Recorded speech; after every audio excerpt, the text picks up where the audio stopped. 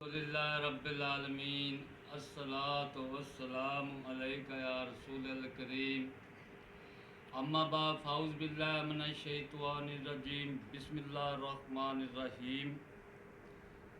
नाज़रीन इकराम, बुज़ुर्गों, दोस्तों, मेरी बहनों, छोटे बच्चों, अस्सलामु अलैकुम व रहमतुल्लाहि व बरकातुहू।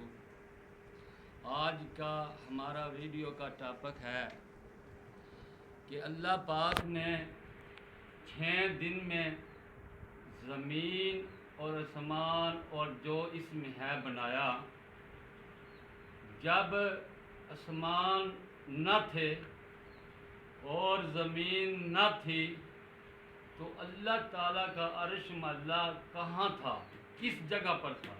ना तो ज़मीन थी ना आसमान थे और अल्लाह ताला का अर्श मल्ला कहाँ था?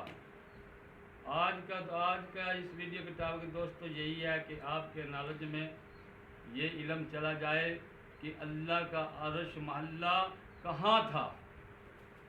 इस अल्लाह का अर्श महल्ला पानी के ऊपर था, ना ज़मीन थी ना आसमान थे।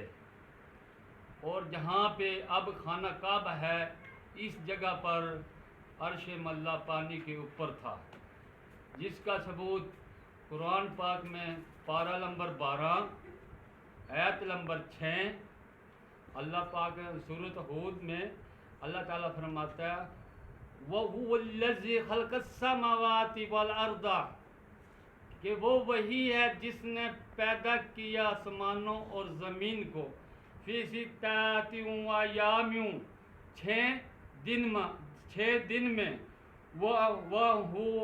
वकान अर्शहु, और था उसका अर्श अलल माई, पानी पर। यानी कि रब पारा नंबर 12 में फरमा रहा है कि मैं अल्लाह पाक ने 6 दिन में ज़मीनों आसमान को पैदा किया और जो इसमें जो कुछ इंसान चरिंद यानी कि सब कुछ 6 दिन में पैदा किया। इससे पहले रब फरमा रहा कि मेरा अर्श मल्ला पानी के ऊपर था, यानी कि कोई चीज़ न थी तो सिर्फ पानी था। और इस जगह पर अर्श मल्ला था जहाँ अब खाना काबा है। ये दुनिया की ज़मीन का सेंटर है। अस्सलामु अलैकुम व रहमतुल्लाहि व बरकातुहू।